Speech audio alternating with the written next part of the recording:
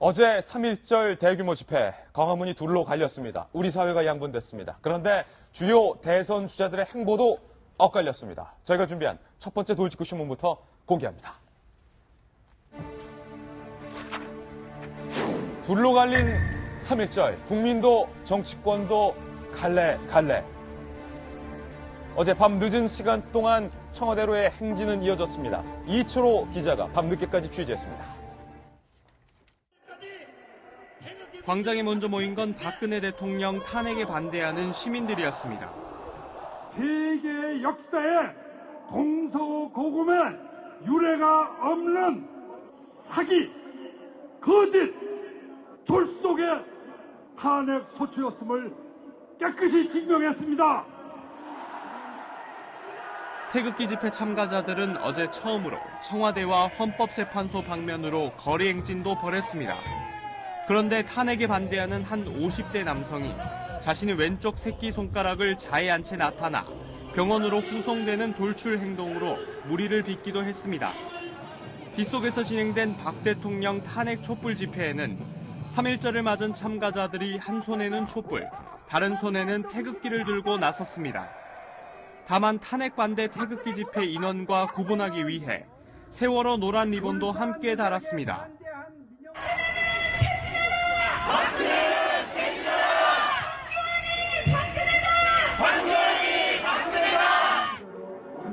경찰은 16,000명의 병력과 처벽까지 쌓았지만 집회 양측 간 큰 충돌은 없었습니다. 하지만 박 대통령의 탄핵 심판 선고가 초읽기에 들어가면서 탄핵 찬반 대결 구도는 앞으로 더 과격해질 것으로 보입니다. 채널A 뉴스 이철호입니다. 네, 어제 하루 종일 광화문에 오전에는 태극기가, 오후에는 촛불이 타올랐는데요. 어제 밤 늦은 시간까지 우리 또 정성희 위원께서 현장을 취재하셨는데 어제 하루 종일 어땠나요? 현장을 취재한 건 아니고요. 제가 사무실이 아주 광장이 잘 내려다 보이는 곳에 있어서 하루 종일 관찰할 수 있었습니다. 현장이네요. 낮에는 이제 태극기가 뒤덮었는데 남대문에서 여기 광화문 사거리까지 많은 사람들이 운집을 했고요. 그다음 밤에는 촛불이 광화문 광장을 했는데 어저께 비가 와서 그런지 촛불이 많이 나오진 않았습니다. 그렇군요. 제가 지금까지 본 것 중에서는 촛불이 제일 약했고요. 어제 태극기 측에서는 우리가 어제 500만 명이 몰렸다라고 밝혔는데 정 의원께서 관찰하시기에 정말 500만 명 맞습니까? 많이 모이긴 했는데 500만 명은 아니고 뭐 이것도 욕먹을지 모르겠지만 제가 보기엔 10만에서 20만 정도가 모인 것 같은데 500만 명이면 서울 인구의 절반이라고 하더라고요. 노르웨이 예. 인구에 맞먹는 인구라고 하던데 예. 그거는 이제 연인원으로 추산해서 왔다 갔다 한 사람들을 이제 다 합쳐서 그렇게 얘기를 한 것 같은데 어쨌든 20만 정도? 예. 많은 분들이 모여서 아니, 여기 많이 왔네요. 예, 탄핵 기각을 외쳤습니다. 예. 그런데 이제 안타깝죠. 어저께 3월 1일 3.1절 아니었습니까? 마치 이날이 그 1945년 이후에 찬탁 반탁 예. 우리 집회 때문에 좌우가 나누어서 집회를 가진 것을 연상하듯이 조선일보가 오늘 찬탄, 낮에는 반탄이죠. 그다음에 밤에는 찬탄 이런 식으로 반탄, 탄핵에 반대한다. 네. 찬탄, 탄핵에 찬성한다. 옛날 찬반 집회를 이렇게 예. 빗대서 그런 식으로 제목을 했는데 굉장히 그 우리나라가 찢어진 모습을 보는 안타까운 그런 풍경이었고요. 어저께 한 가지 칭찬하고 싶은 거 있었습니다. 예. 그러니까 우리가 이제 차벽이라고 그래가지고 경찰 차를 쭉 세워가지고 서로 양측 집회 참가자들이 서로 충돌하지 않게끔 하는 그런 걸 경찰이 하고 있는데 어저께 그 차벽의 수준이 정말 세계 최고였습니다. 차벽은 대한민국 따라올 나라 없어요. 정말 개미새끼 한 마리도 못 들어갈 정도로 딱 쳐가지고 예. 양측의 뭐 언성과 그 다음에 약간 충돌은 있었지만 우려했던 불상사나 폭력 사태는 전혀 없었는데 예. 그거는 어저께 큰 사고 없이 넘어간 것에 대해서는 경찰이 잘했다 이렇게 볼 수 있을 것 같습니다. 기왕이면 새끼개미로 표현을 해주시면 오해가 없을 것 같습니다. 오늘 한국일보 전 정치부장 김광덕 전 부장 나오셨는데요. 예. 그래도 어제 우려했던 예. 양측 간의 혹시 물리적 충돌, 더 나아가서 유혈 사태 우려했었는데 그런 것은 없어서 정말 다행이었습니다. 진짜 다행이었습니다. 어저께는 소위 보수 세력들이 태극기 집회라 해서 최대 총동원령을 내렸어요, 사실은. 촛불 집회는 뭐 총동원령까지는 아니었고요.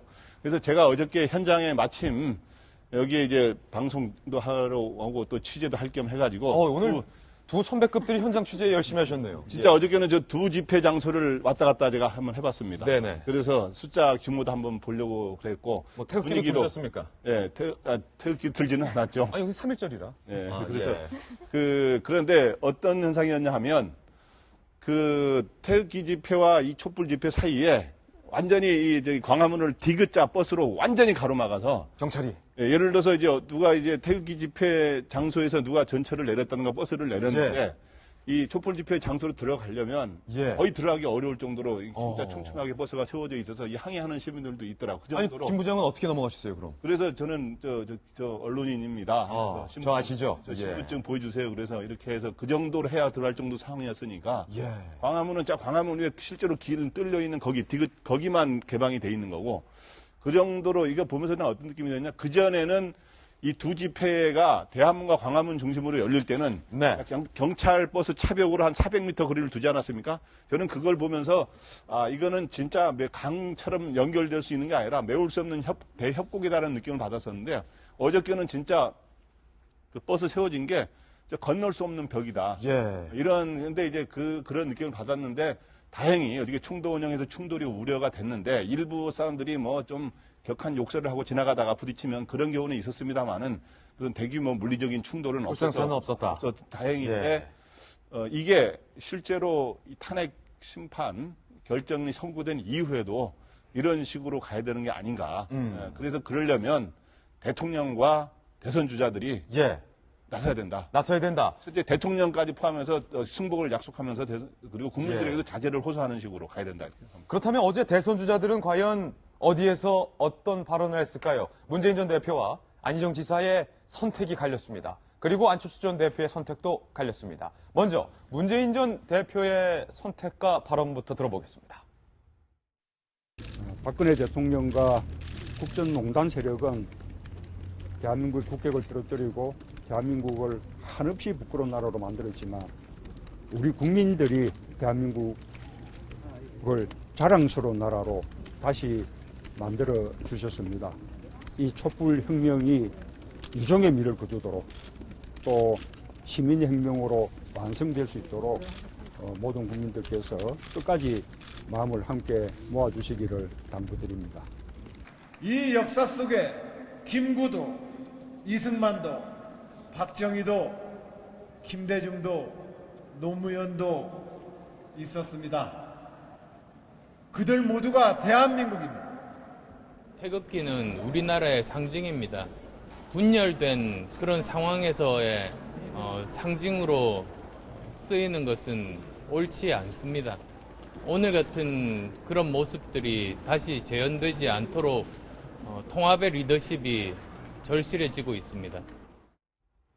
네, 윤태호 실장님. 문재인 전 대표는 촛불 집회에 참석을 했습니다. 촛불을 더 들어라. 뭐 이렇게 독려를 했어요. 오전의 모습이고 예. 저녁에 이게 촛불 집회에 참석을 하셨죠. 그래가지고 이제 친일 독재 적폐 세력 청산을 위해 촛불을 밝히고 있다 이런 이야기를 했고 문 대표는 뭐 기존에 했던 입장의 연장이고 또 아무래도 지금 민주당이 내일부터 후보 토론회가 시작될 거예요. 그런 경선도 다가오고 하니까 전통적 지지 세력에 호응하기 위한 그런 모습이었던 것 같고 안희정 지사는 저기가 이제 독립기념관인 예. 걸로 알고 있습니다. 독립기념관이 천안에 있잖아요. 그래서 충남도는 항상 독립기념관에서 참 좋죠. 3.1자라고 8.15 때 할 수 있는데 저기에서도 안지사의 지론 저 이야기는 안지사가 이제 여러 번 했던 이야기입니다. 예. 모두가 우리 대한민국이다. 뭐 그런 이야기를 강조했고 안철수 전 대표는 안중근 기념관을 간 걸로 알고 있어요. 저녁엔 촛불 집회도 안 갔고 아까 이야기한 것도 있었고 이런 뭐 3.1 운동 정신을 강조하면서 당시의 비폭력과 인내가 얼마나 큰 힘을 발휘했는지 확인했다.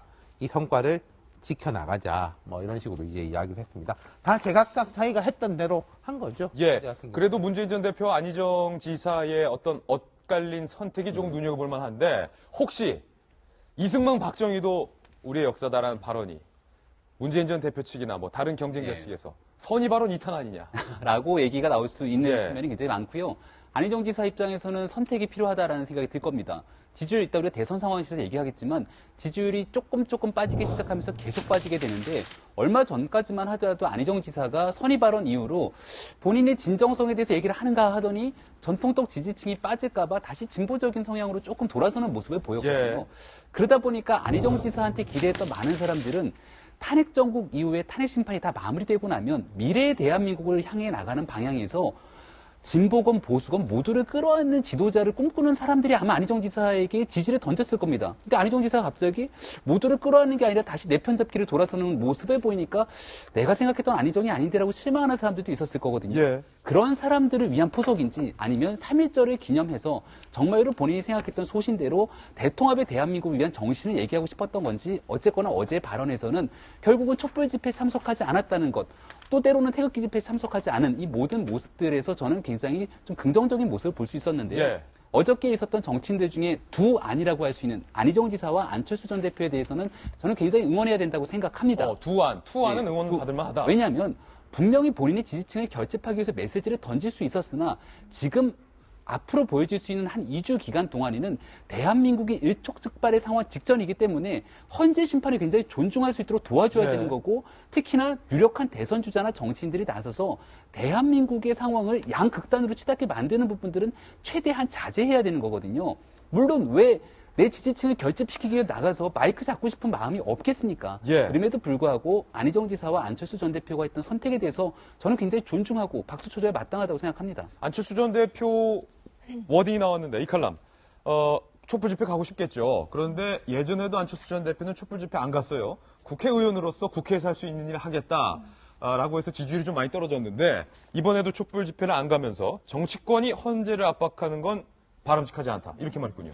그건 맞는 얘기였습니다. 예. 탄핵을 찬성하던 반대하던 충분히 당연한 얘기고요. 어떻게 보면은 그렇죠. 대부분 지금도 최근에 뭐 일부 여론조사에 따르면 탄핵을 인용을 찬성한다고 얘기하는 사람들이 78%, 79% 압도적으로 많은 게 사실입니다. 네. 그럼에도 불구하고 그게 기각이 됐던 인용이 됐던 그건 따라야 되는 거는 법치국가에 사는 시민으로서 당연히 따라야 될 의무고요. 바로 이제 그런 맥락에서 안철수 전 대표가 그런 얘기를 한 거죠. 그래서 아마 안 대표는 그 탄핵 가결안, 그러니까 국회에서 그 탄핵안이 가결되기 전까지는 촛불을 계속 들었었는데 그 이후에는 이제 헌재로 공이 넘어갔다고 생각을 하고 계속 나가지 않는 그 기조를 유지하고 있는 건데요. 어저께도 다 마찬가지였던 것 같습니다. 근데 안희정 지사 같은 경우 어제 사실은 촛불에 좀 참여를 하고 싶었던 것 같은데 그 AI 문제, 그 방역이 굉장히 비상이 걸려가지고 예. 천안 지역에 그래서 이제 못 갔던 그런 사정이 있는데요. 어쨌든 각자의 캐릭터대로 어제 여전히 그 메시지가 나온 게 아닌가라는 생각이 듭니다. 그렇군요. 어제 양분된 광화문 시위, 그러나 물리적 충돌은 없었다는 것에서 다행히 가슴을 쓸어내립니다. 첫 번째 소식 전해드렸습니다. 이번엔 저희가 준비한 두 번째 돌직구 신문인데요. 앞서 신문 읽어주는 남재에서 소개해드렸던 오늘 동아일보 1면에 단독 보도된 내용입니다. 우병우 전 수석은 왜 김수남 검찰총장과 민감할 때마다 통화를 했을까? 식사는 하셨나? 이런 거 물으려고 전화하진 않았을 테고 말입니다. 돌직구 신문입니다.